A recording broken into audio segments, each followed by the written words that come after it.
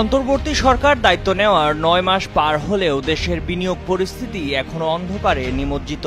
এরই মধ্যে ঢাক ঢোল পিটিয়ে বিনিয়োগ সম্মেলন করা হলেও দেশি বিদেশি বিনিয়োগ আগ্রহ এখনো দৃশ্যমান নয়, বরং গত কয়েক মাস ধরে ধারাবাহিকভাবে কমেছে বিনিয়োগ। যদিও বিনিয়োগ উন্নয়ন কর্তৃপক্ষ বিডার নির্বাহী চেয়ারম্যান চৌধুরী আশিক মাহমুদ বিন হারুন বলেছেন, বিনিয়োগ একদিনই বাড়ে না, সময় প্রয়োজন। সম্মেলনের মাধ্যমে বিনিয়োগকারীদের মধ্যে বাংলাদেশ সম্পর্কে একটা ধারণা দেওয়ার চেষ্টা করা হয়েছে, এমনটি জানিয়েছেন তিনি।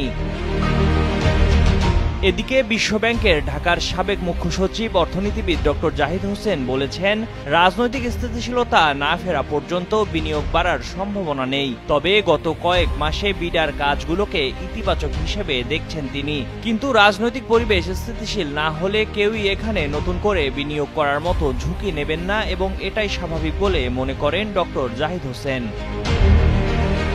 অন্তর্বর্তী সরকার বিনিয়োগ আকর্ষণের জন্য ইনভেস্টমেন্ট সামিট আয়োজন, স্যাটেলাইট ভিত্তিক ইন্টারনেট সেবার পরিধি বৃদ্ধি করতে উদ্যোগ নেয়। একই সঙ্গে সব বিনিয়োগ প্রচারণা সংস্থাকে একই ছাদের নিচে নিয়ে আসার কার্যক্রমও হাতে নেয়। চট্টগ্রামের পতেঙ্গায় বে টার্মিনাল নির্মাণের জন্য ডিপিপি অনুমোদন করে গত মাসের শেষ দিকে। এরপর এখন পর্যন্ত বিনিয়োগ বৃদ্ধির মতো কোনো লক্ষণ দৃশ্যমান হয়নি। এর ফলাফল বিনিয়োগকারীদের আগ্রহের সূচক হিসেবে বিডায় নিবন্ধিত বিনিয়োগ প্রস্তাবের সংখ্যা এখনো নিম্নমুখী। এদিকে দেশের পুঁজিবাজারও যাচ্ছে সংকটের মধ্য দিয়ে। সূচকের টানা দরপতনে অবস্থা তেমন কোনো পরিবর্তন না হওয়ায় হতাশায় ভুগছেন বিনিয়োগকারীরা। পুঁজিবাজারে দেখা দিয়েছে আস্থাহীনতা, প্রতিদিনই কমছে সূচক ও শেয়ারের দাম, নিঃস্ব হচ্ছেন সাধারণ বিনিয়োগকারীরা। ঢাকা চেম্বারের সাবেক প্রেসিডেন্ট আবুল কাশেম খানের মতে, বিনিয়োগ ও কর্মসংস্থান বৃদ্ধির জন্য রাজনৈতিক স্থিতিশীলতা খুবই জরুরি। তিনি বলেন, এর আগেও অচলাবস্থার মধ্যে চলছিল, তখন নানা অনিয়ম দুর্নীতির কারণে ব্যবসায়ীরা ব্যবসা বিনিয়োগে নিরুৎসাহিত হয়েছেন। আর এখন রাজনৈতিক পরিবেশ স্থিতিশীল নয়, ফলে নতুন করে বিনিয়োগে আস্থার জায়গা এখনো তৈরি হয়নি।